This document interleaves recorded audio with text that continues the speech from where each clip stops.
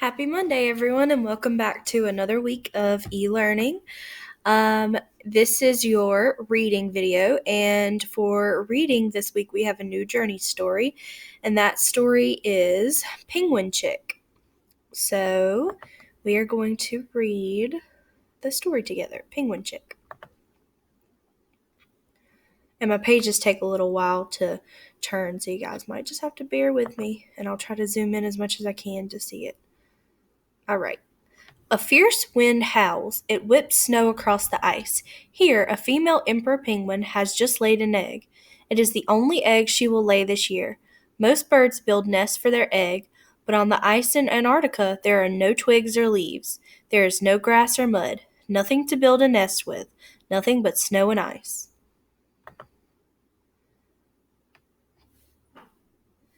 The new penguin father uses his beak to scoop the egg onto his webbed feet. He tucks it under his feather-covered skin into a special place called a brood patch. The egg will be as snug and warm there as if it were in a sleeping bag.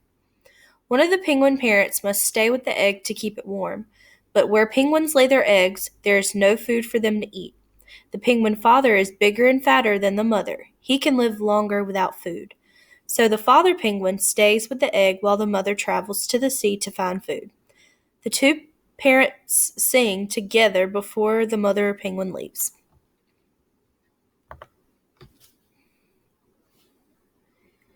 Along with many other penguins, the mother penguin leaves the rookery where she laid her egg.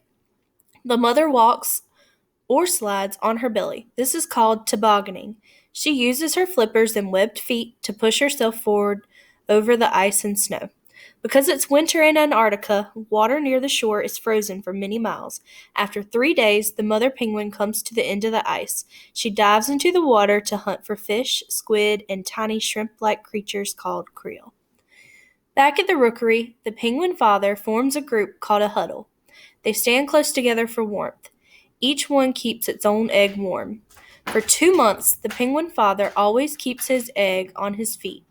When he walks, he shuffles his feet so that the egg does not roll away. He sleeps standing up.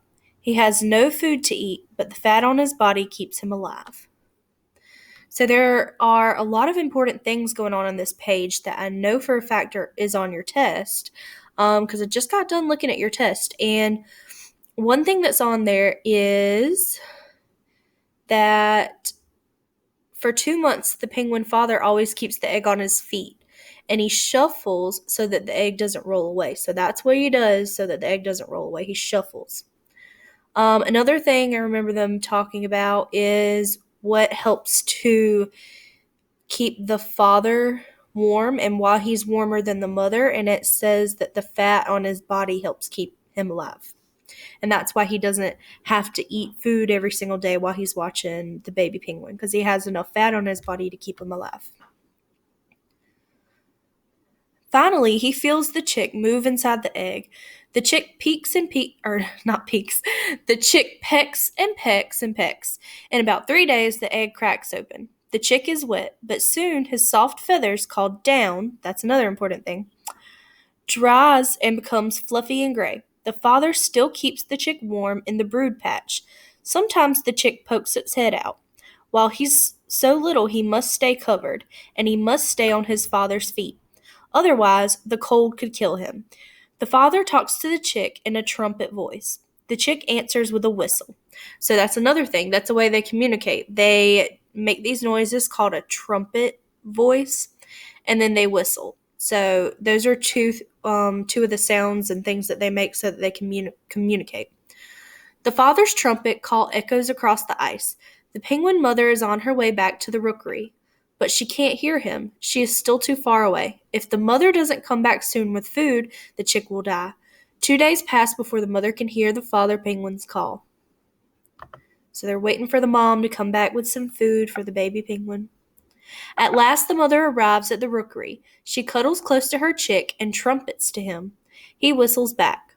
With her beak, she brushes his soft gray down, which is also his fur. It's another word for fur. The mother swallowed many fish before she left the ocean. She brings some of his food back up from her stomach and feeds her chick. She has enough food to keep him fed for weeks. He stays on her feet and snuggles into her brood patch. The father is very hungry, so he travels to open water. There he dives to hunt for food. Weeks later, the father returns with more food for the chick. Each day, the parents preen or brush the chick's downy coat with their beaks. This keeps the down fluffy and keeps the chick warm. So the down, the fur that the chick has, keeps him warm. As the chick gets bigger, he and the other chicks no longer need to stay on their parents' feet. Instead, they stay together to keep warm. This group of chicks is called a creech or a nursery. And that's another important thing. That word right there that starts with a C, the creech, is like a nursery, and it's a group of penguins. The chick now spends most of his time here, but he still rushes to his mother or father to be fed with when either one of them comes back from the ocean. Sometimes the chick and the other young penguins dig their beaks into the ice to help them walk up a slippery hill. They toboggan down fast on their fluffy bellies.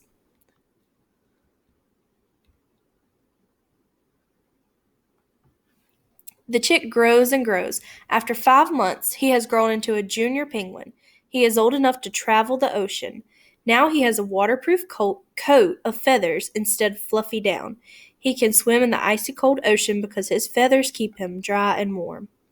The young penguin spends most of his time in the water. He swims, flapping his flippers as if he were flying underwater. He uses his webbed feet to steer wherever he wants to go. He catches a fish with his beak and swallows it head first. My cat wants to be in the video. Now the young penguin can catch his own food and take care of himself. In about 5 years, he'll find a mate, and then he'll take care of his own egg until the chick can hatch. Sorry, my cat started interrupting the video at the end, but that is our journey story for this week. Our skill, let me go to it, is main idea and details. So, main idea is what the story is mostly about. So, I like to think of it as like a big pizza, just a whole big pizza. And the details are the toppings that you have on it. Like maybe you have like pepperoni or mushrooms or bell peppers, stuff like that. So, ways to find the main idea is you can look at the title and the headings. That's pretty much going to tell you what the story is probably mostly about. Like the title of our story is Penguin Chick, and that is what our story is mostly about. You can look at the pictures. That'll also help you find the main idea. Read the first and last sentence and look for words that are used over and over. So, I have this little main idea and details game that I'm going to start. I'm going to start playing.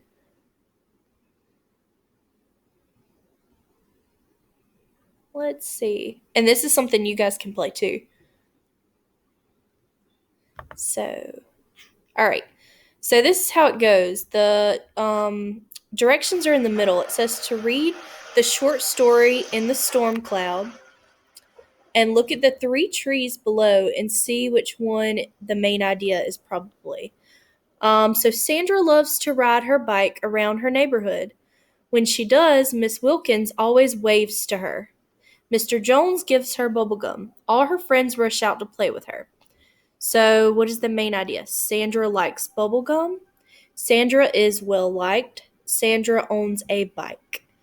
Well, her liking bubblegum sounds like a detail to me because that's not what the whole story is about. And her having a bike isn't what the whole story is about either. It's mostly about how all of her neighbors like her.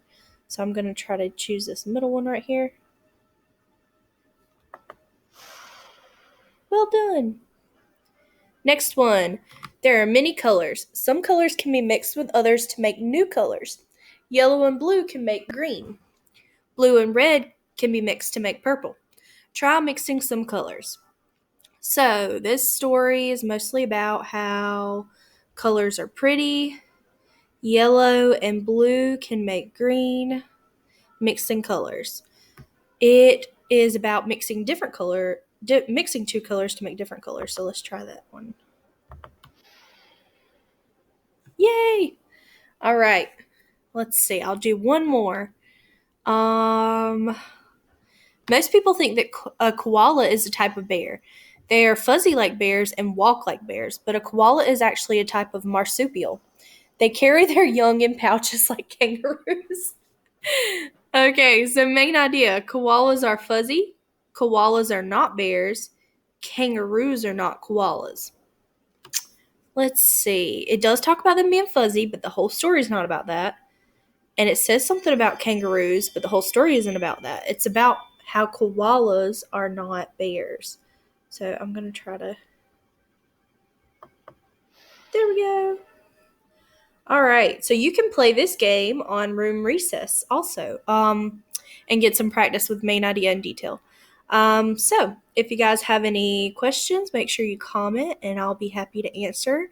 Or if I'm not your teacher and you're watching this video, I hope you enjoyed getting to see my cat that wanted to I guess photobomb or video bomb. But anyway, um she's something. But just comment and ask your teacher and we will be happy to help you.